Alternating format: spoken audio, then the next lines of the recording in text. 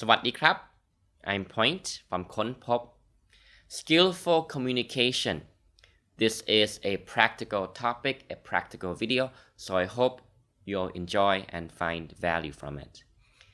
Now, communication skills is really an art if you think about it, but one of the most important factors involved is the more you're able to create a safe space, safe environment where the other side does not feel judged.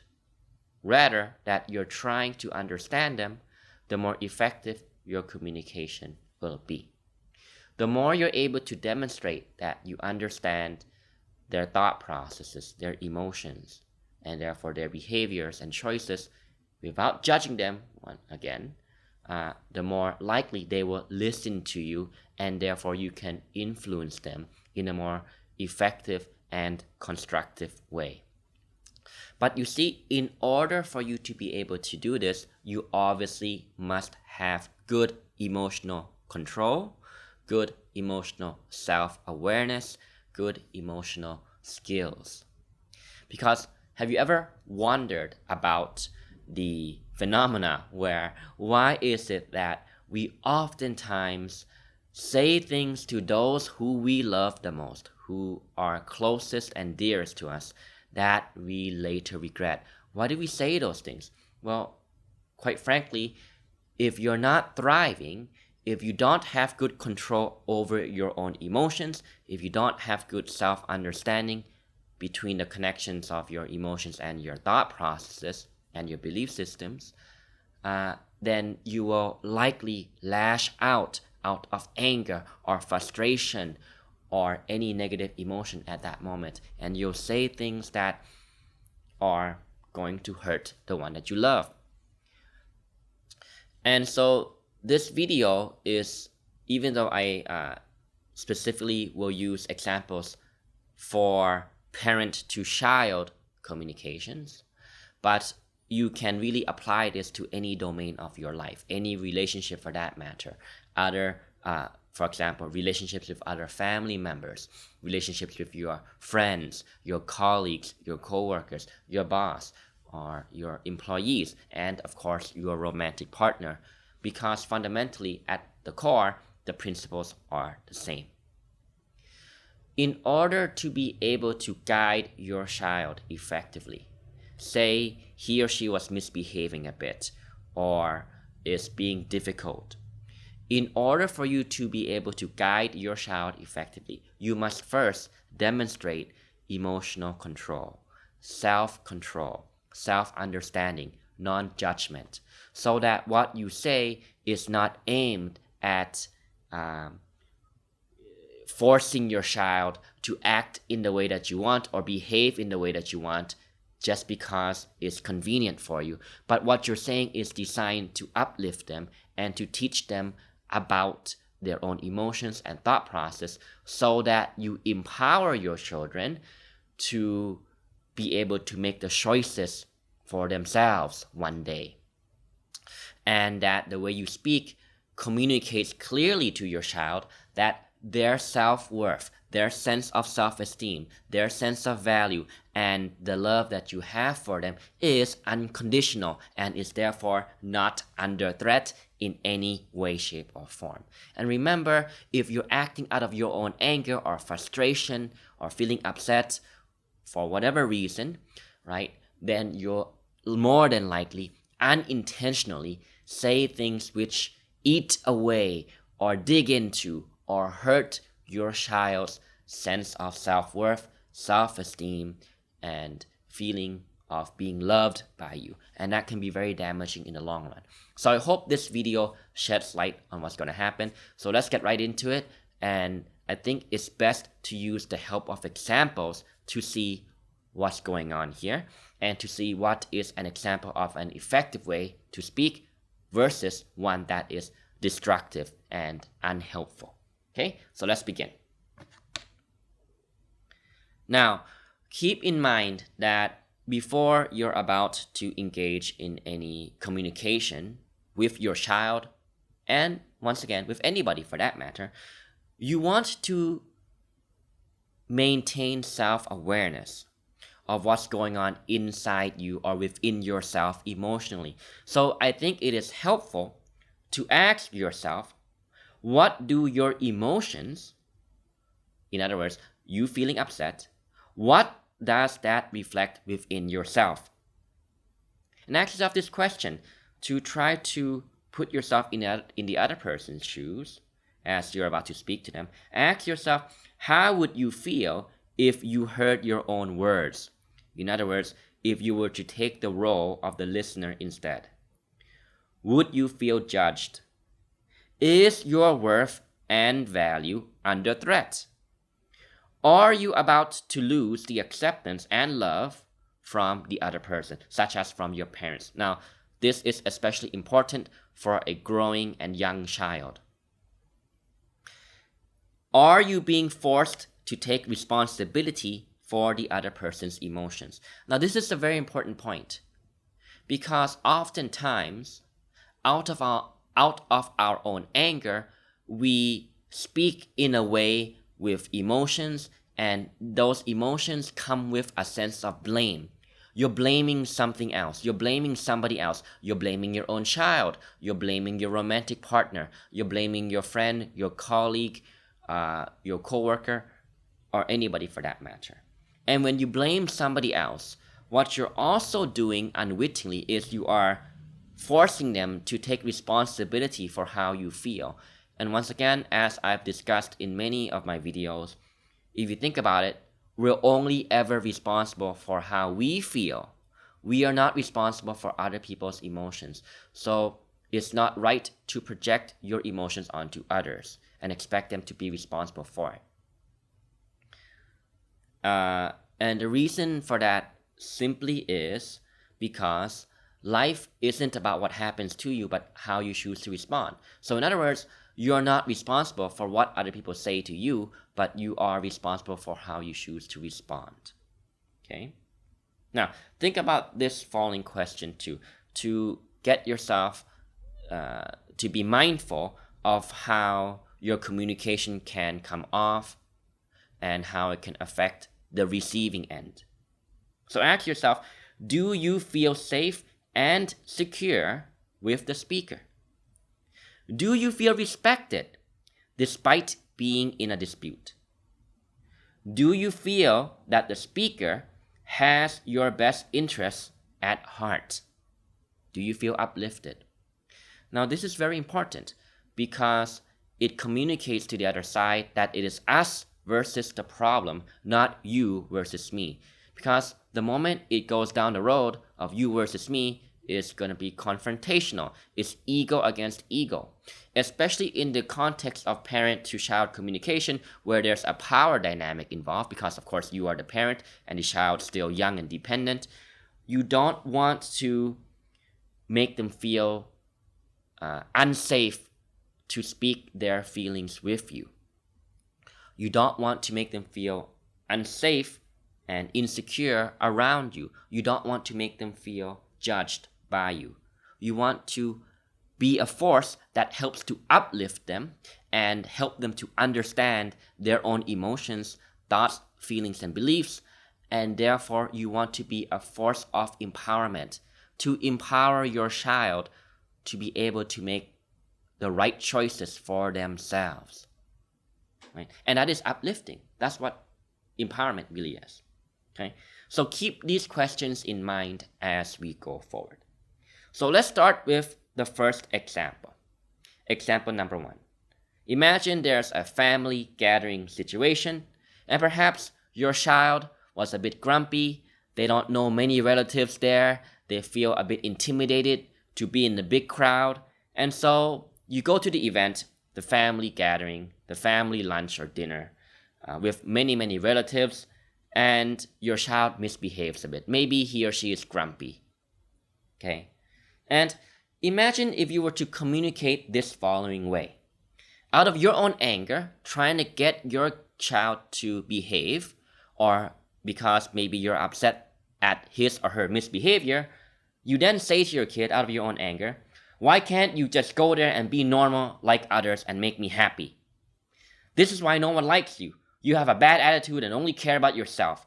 Who do you think you are? You embarrass me. Now, I know this is a bit dramatic, but trust me, I've actually seen all too many times even worse. I've seen parents say even worse things to their kids before, and this is really unfortunate. So I think right off the bat, you can tell that this type of communication is going to be very judgmental and destructive. Think about this for a moment, right? What you're doing is you are forcing your child to take responsibility for how you feel. Because this isn't about the child anymore, is it? It's about, perhaps, again, if you go back to the previous question, to be mindful and ask yourself, what does your emotion reflect in you? So perhaps in this case, maybe the reason why you're upset is because you don't want to be seen as a bad parent. You don't want to be judged by other relatives. And you see, that part is your homework to work on. But if you don't see that, you will act out of your anger and therefore say things you'll later regret to your kid. And when you say things like, this is why no one likes you, you only care about yourself, who do you think you are, you embarrass me, what you're saying is you are directly taking away that child's sense of self-worth and value and self-esteem. And at the same time, you're communicating to your child that the love that you have for your kid is conditional upon their good behavior, right? You don't want to send that message.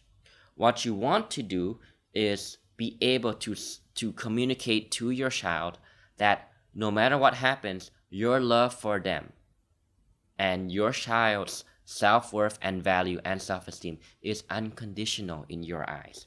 You see that? So let's look at a different way of communicating in this example of a family gathering situation. So you want the communication to be embracing and growth-oriented.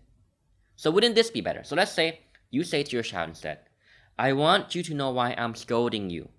I'm not upset with you, and you know that I love you, right? But I am upset with what you did.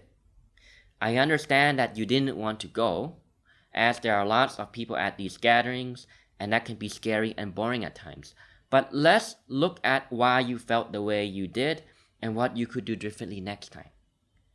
Right? So notice that this style of communication does achieve its goal of teaching your child a valuable lesson, but it does not come at the cost of his or her value, his or her self-worth. In other words, your child would not feel judged in this context because you made it very clear to him that you are not upset with your child. You are not upset with your child, period, which means that your child's value or esteem or sense of worth is unconditional. And as a parent, you want to be able to establish that security and safety for your child, especially when they are still young and are not yet mature enough to learn about their value and who they are on their own. Okay? So by saying that you love them no matter what and that you're not upset with them, but you are upset with their behavior, you are directly going to the root cause of the problem, of the dispute, of the issue, without risking anything that you would not intend, such as words that punch down on your child and hurt his or her value and worth, as I've just mentioned, right? And as you notice in the last two sentences here, but let's look at why you felt the way you that way and what you could do differently next time. You notice that what you're doing is you're inviting dialogue. You're inviting your child to explore the thinking and the beliefs and the attitudes behind his or her emotions. You're teaching your child to not fear his or her own emotions, but rather to embrace them, to learn to embrace them, to learn to cope with them, and therefore to feel empowered to make better choices next time. And this is therefore why this type of message is growth-oriented, you see? So let's use the help of another example. Let's say this example, again, I see all too often. So hopefully you can relate with this, or perhaps you see this in some aspect of your life or happening to somebody that you care about. Maybe a friend, maybe a relative, maybe your own sibling, maybe yourself. Okay, so let's imagine a situation where there is a small misbehavior. Maybe young kids, children, amongst relatives, amongst their cousins in the similar age group are arguing a bit and are disputing between each other. And there's a small misbehavior which needs to be addressed. So you want to avoid comparing your own child to somebody else. So a judgmental and a destructive way of communicating this message would be something such as, why can't you be kind and well-behaved like your cousins? You are the older one, so you should be smarter and set a good example for your cousins to follow. I want you to make me happy and proud, like how your aunts and uncles must feel about their children. Why can't you just do that rather than being selfish all the time?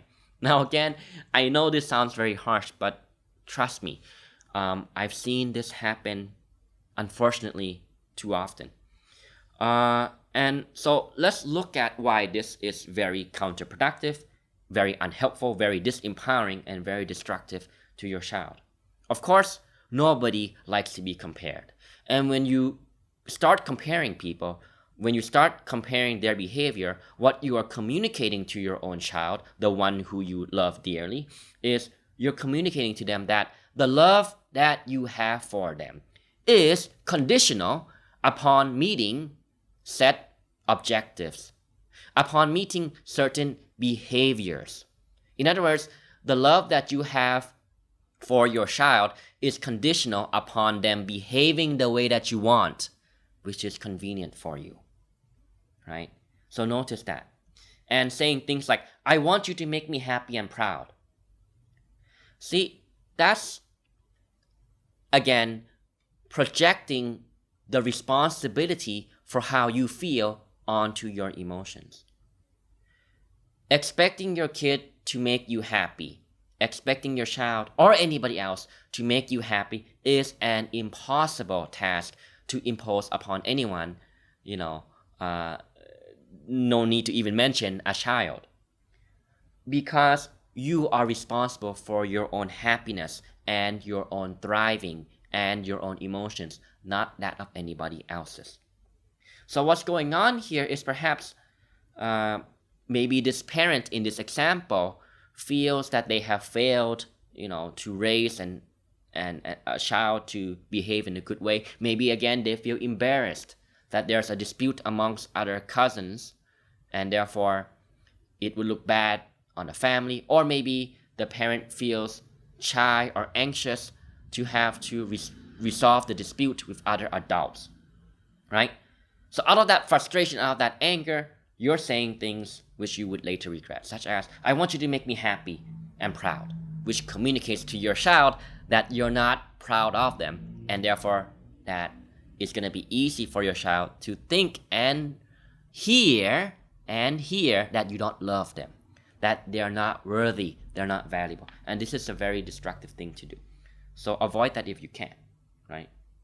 And again, the last sentence, why can't you just do that rather than being selfish all the time, right? Trying to attack your child because you want them to change their behavior like that obviously is not helpful, right? Calling your child selfish is not going to help them to grow and mature. So you can see why this is rather destructive. So what can we do?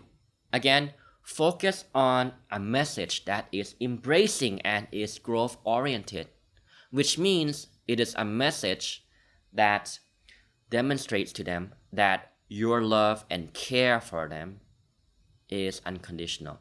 That demonstrates to them that their worth, their value, their esteem is unconditional. So perhaps it'd be better to say something like this.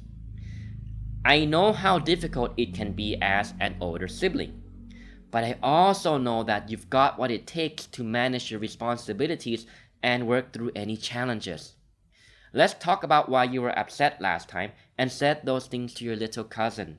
Remember that no matter what, I love you so much, and that a little patience and kindness can go a long way.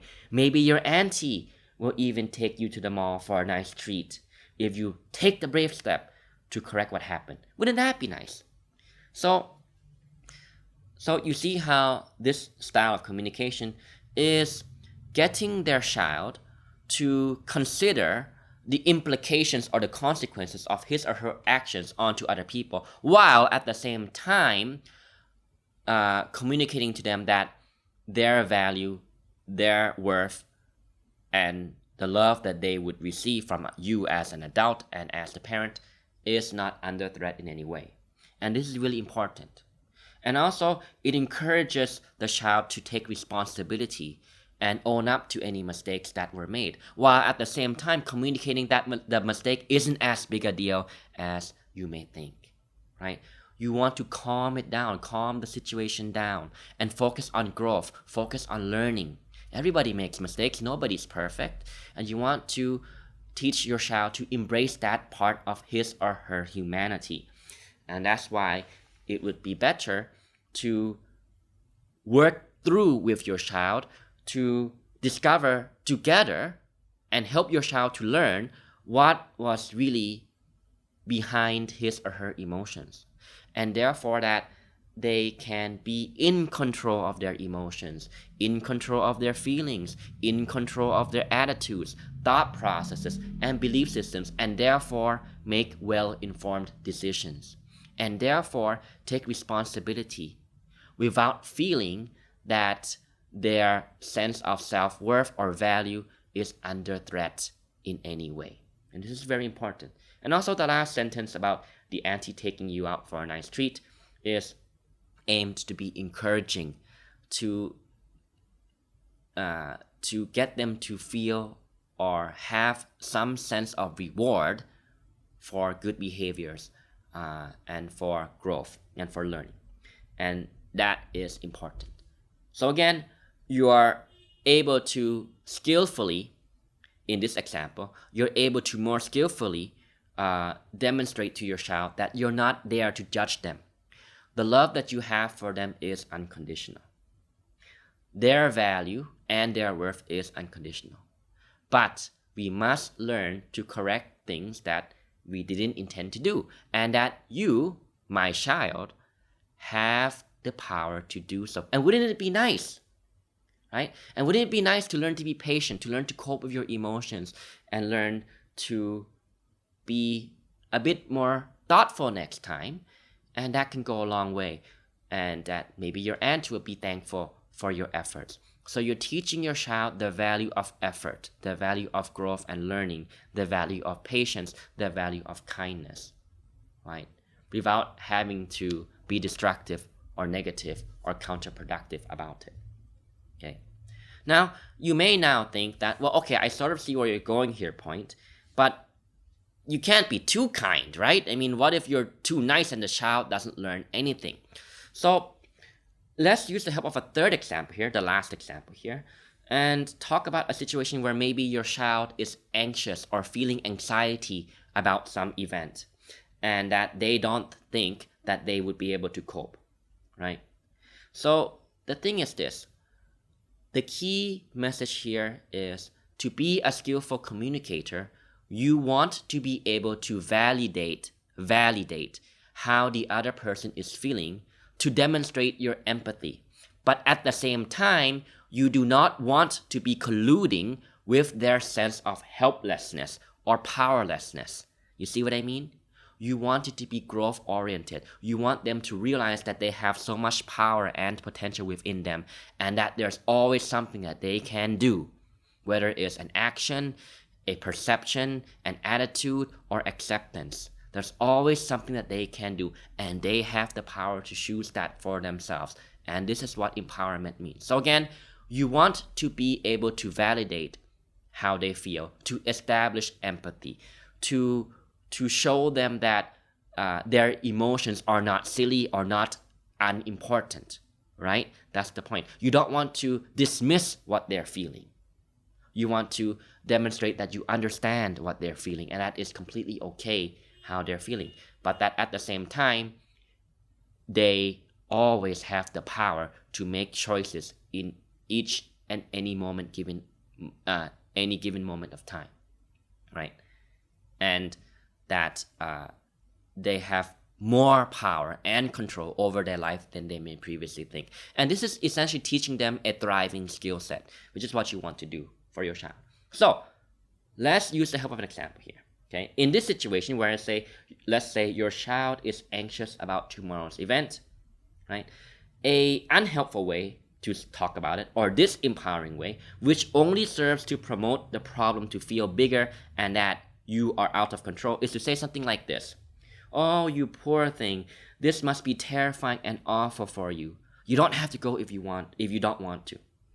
You see, you don't want to make the mistake of being too nice. You don't want to make the mistake of colluding with your child's sense of powerlessness. So in other words, you want to be able to teach your child to understand their own emotions and to not be afraid of their own emotions, and to understand that they have power over their own emotions and therefore are not a victim of their own emotions.